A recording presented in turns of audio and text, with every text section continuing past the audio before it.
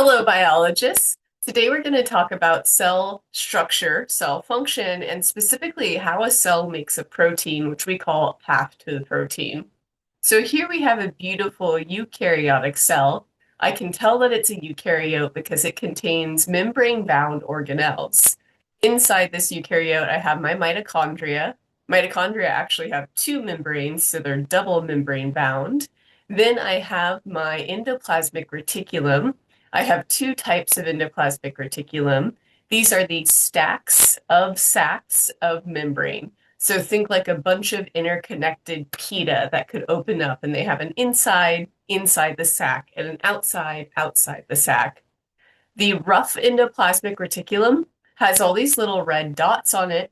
It's rough because it's studded with those dots. Those dots are ribosomes. Ribosomes are used to make proteins, and if there's a bunch of them on the endoplasmic reticulum, that tells you something about the function. So structure is related to function.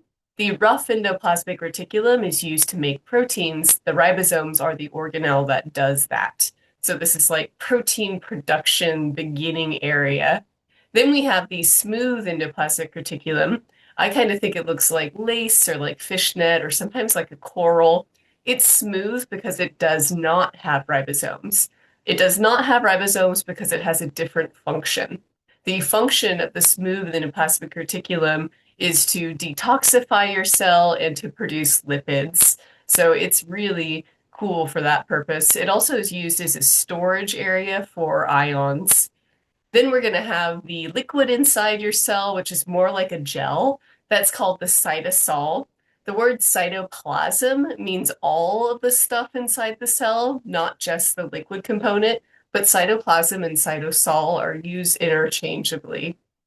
And we're going to have lysosomes. Lysosomes are the recycling and garbage system of the cell, so they break down things, specifically broken organelles like a mitochondria that might be on the last of its life, or different molecules that are too big and need to be broken down. Then we have the cytoskeleton. That's all of these lines coming up through here that kind of look like dried spaghetti. That's all cytoskeleton. We have microtubules and intermediate filaments that gives the cell structure, but it also allows the cell to move if this is a motile cell. Many cells have flagella or cilia, and those are filled with cytoskeleton elements. We also have the centrioles and the centrosome matrix, which is all of it together. Those are going to be used to organize the cytoskeleton. Here we have a vesicle. A vesicle is a transport bubble, so it's just a little sac of membrane that's used to move things around inside of your cell. Here we have a bubble coming off of our Golgi apparatus that's moving toward the cell membrane and is going to eject whatever it has inside of it outside of the cell. So we call that process exocytosis. Exo being outside and cyto refers to cell. So cytoplasm, cell plasm. We also have peroxisomes, which are used in breaking down toxins. And then if we move further into our cell, we're going to see our nucleus. Our nucleus houses the DNA. So all of this here is DNA. And then all the parts of your DNA that are used to make a ribosome, they get clustered together and they stain a different color. That's the nucleolus. So this is still just DNA. It just looks a little different because it stains differently. So it's not anything different, it's DNA. But because your cell needs proteins all the time, you want to keep the DNA used to make ribosomes, which make proteins, easy to access and dense and together. And so that's why the nucleolus is there. Kind of like if you go into your kitchen, you're going to have the spices that you use most often in the front of your spice rack. That's what your cell's doing. It's going to make ribosomes all the time, and so the DNA it needs to do so will be together and easy to access. So this is all composed of the same stuff. Then we have the membrane of the nucleus, which is called the nuclear envelope. The nuclear envelope has lots of little doors in it. We call those nuclear pores. The nuclear pores allow things to come in and out because we need to access this DNA pretty regularly. If you have DNA that's wrapped around proteins called histones, we call it chromatin. So this is DNA and proteins together, and this is the DNA used to make ribosomes. The nucleus is where everything sits. It's just like a room for the DNA. Keeping our cell from the exterior world is the plasma membrane. The plasma membrane is chock full of different transporters and cholesterol and different types of proteins and enzymes. So it's really active, even though it just kind of looks like a sac.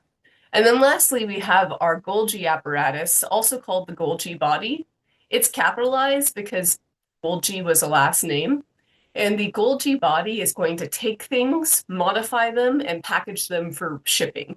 So it's going to take stuff from different parts of the cell, organize it, modify it, and then package it out for shipment in one of these vesicles. So this is like the post office or the UPS of the cell. It gets everything to where it's going to be going, and it also modifies it on the way, so it does have more function than just labeling things. So those are all the major components of our beautiful eukaryotic cell. I can tell this one is an animal cell, and I know it's an animal cell because it does not have some of the particular things that a plant would need. So let's check out a plant cell. Here I have a plant cell. What's different? My plant cell has a cell wall. Animals do not have cell walls. So it's this rigid structure. It's made of cellulose, which is a complex carbohydrate. And this rigid structure allows your plant cell to be stiff. We're going to have holes in our plant cell that allow things to get in and out of our cell. Those holes are called plasmodesmata. Here you can see little projections of the plasma membrane, which is right inside the cell wall. So we still have a plasma membrane. The function is the same. Another thing that is special for plant cells is our chloroplast. Chloroplasts have two membranes, just like mitochondria do. And this is where your cell is going to do photosynthesis. Only plants and algae get to do photosynthesis. There are some other creatures that do it, and we'll talk about those things later. They're really exciting. We also have mitochondria in our plant cells. The chloroplast is where your plant cell makes sugar, and then your mitochondria is where you use the sugar. So you gotta make your own food, but then you also have to use your food to make energy. So plants get the best of both. They get mitochondria and chloroplasts. Then we're gonna have some little vesicles that are sometimes called peroxisomes or lysosomes, but those may not actually be in plant cells. And we have our central vacuole. The central vacuole is a unique characteristic of plant cells. This is a huge water storage area. So I love plants. You can see my plants behind me here. When those plants need water, they start to get all limpy and they look flaccid. And the reason that they look flaccid is because that central vacuole inside the plant cell starts to lose water, and the cell actually starts to like collapse in on itself so that the cell wall is the only thing holding it up. So that is the central vacuole. We also in our plant cell have ribosomes, and we have the cytoplasm. We have the nucleus with the nucleolus, the endoplasmic reticulum, and the Golgi body. Next, we have a prokaryotic cell. So prokaryotes are different than eukaryotes because they do not have the membrane-bound organelles. They still use DNA, but instead of having a nucleus, which is made of a membrane, all of their DNA is loose in an area called the nucleoid region. Sometimes there are little pieces of DNA that are separate called plasmids. Plasmids are going to be important to us later in the term, so we'll focus on those then. We also have little bits of little ribosomes all over the inside of the cell. We have our cell membrane, and then outside of our cell membrane, we have the capsule. The capsule is like a goo. The goo on the outside is important to keeping the cell healthy. And in between the capsule and the cell membrane, we have a cell wall, just like a plant cell. We also have cytoskeleton area inside of here holding the whole thing up and allowing it to have flagella and cilia. Some things that are unique to our bacteria cell is a mesosome. A mesosome is an infolding of the plasma membrane. We call that an invagination. And an inclusion, inclusions are little clusters of nutrients that are going to be used for energy. So what I'd like for you to do now is thinking about these three different types of cells, create a triple Venn diagram. So a Venn diagram's like this, but you add a third one on the bottom and compare and contrast these different types of cells. Hopefully you've taken a moment and drawn your triple Venn diagram, and I'm going to show you one that I've done so you can compare yours to mine. What do you think? Is there anything that yours is missing that you want to add? If so, go ahead and pause the video, add it to your triple Venn diagram, and then let's do another activity. We're going to draw a eukaryotic cell. We're going to include the following components, and then we're going to talk about how a cell makes a protein from start to finish, something really complex like insulin. Insulin is a hormone and it's made of protein. So you want to draw a eukaryotic cell, you're going to include DNA, vesicles, ribosomes, the rough endoplasmic reticulum, the nucleus, the Golgi apparatus, the cell membrane, and the cytoplasm. Note there's totally more, but we are going to use these components, which is why I want to make sure you include them. So if you want to draw the entire type of cell, go for it, add your mitochondria and everything else, but make sure that you have these components in it. Here is a cell that I would have drawn. This is actually from Google, but still, it's quite similar to something that I would have drawn. And in it, I have my nucleus. My nucleus houses the DNA, which has the genetic information that I'm going to use to make a protein. I have my rough endoplasmic reticulum. I have my vesicles. I have my Golgi body, and I have my cell membrane on the outside. So now that you've drawn a cell, and if you haven't, please pause the video and go ahead and draw one. We are going to label some steps on our diagram. First thing that happens is you need the information to produce a protein, and this is in the cell's DNA. One piece of DNA that's going to be used to make a protein is called a gene.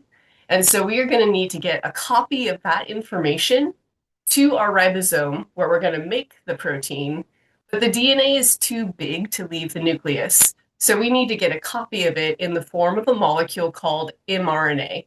This process is called transcription. We're going to talk about it in more detail later in the term. So put a number 1 by your DNA, and we are going to copy the DNA into mRNA. That's step 1. Step 2, if we were going to use the protein just right in the cytoplasm, you could just put a dot on the outside of your nucleus, and then that's where we would make our protein. But insulin, it's actually going to get ejected outside of the cell.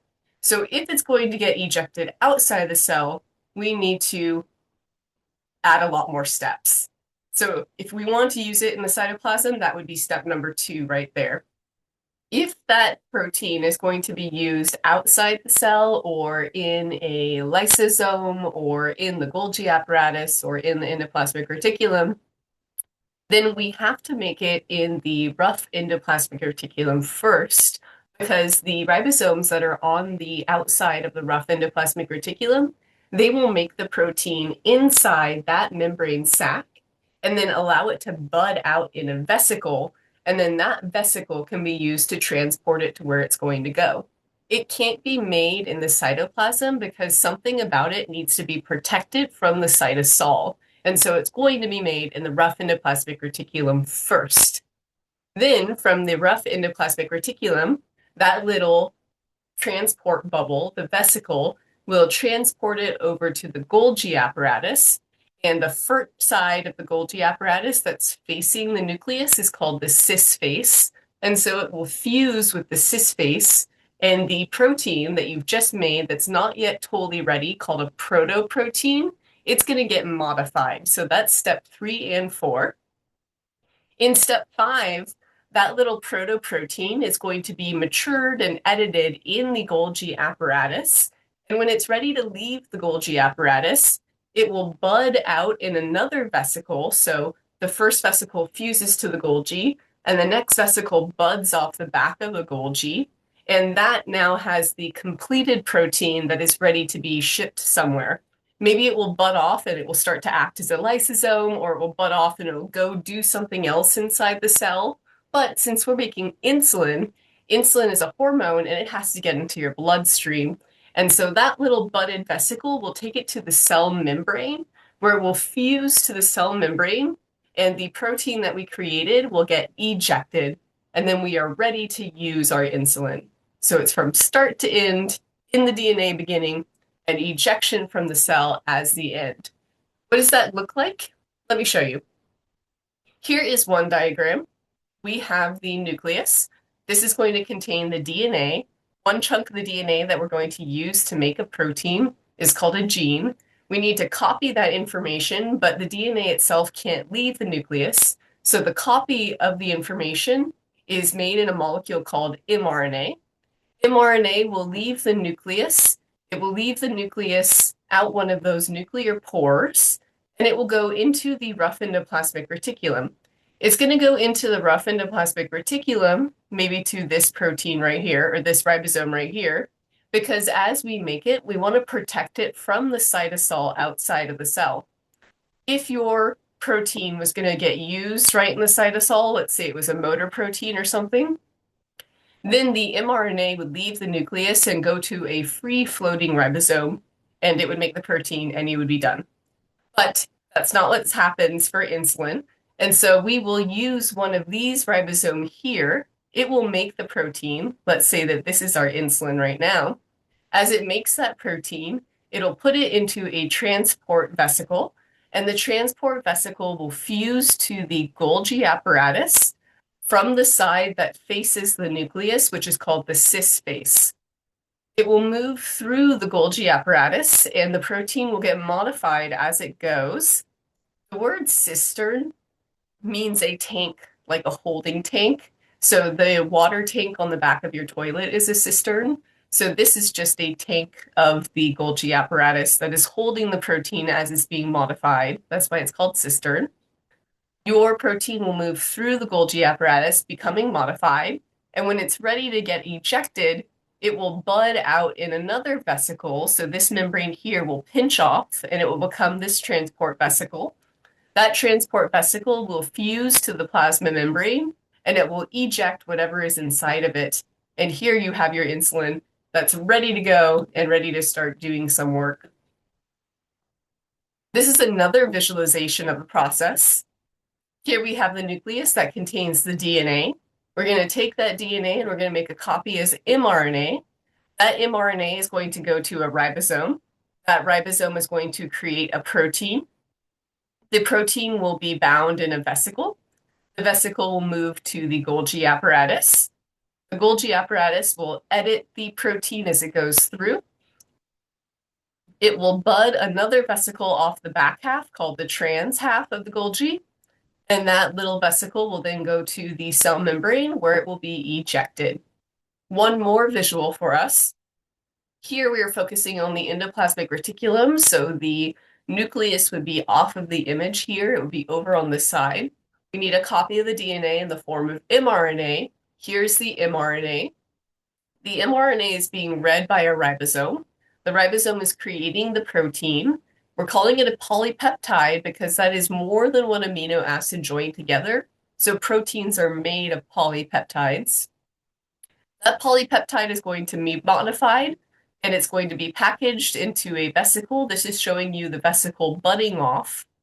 As it's ready to go to the Golgi apparatus, so here's my transport vesicle, we call it a propeptide, which is like a pro-protein, which means a almost ready protein. That propeptide is going to go to the cis face of the Golgi apparatus. It'll move through the Golgi apparatus. As it moves through, it's going to become modified. It will finally get packaged in a transport vesicle out the trans face of the Golgi apparatus. And that vesicle will fuse to the cell membrane and will eject its contents. Now, this process is happening in every single one of your cells all the time. So whenever if you feel sad, just remember that there are billions of cells in your body and all they care about is you. We actually now think that there are about 30 trillion cells in your body, so more than this cute reminder for us. As you start studying this, please don't forget that you can email me anytime. Max and Parker would love to hear from you too. And I hope you have a great rest of your day. Bye.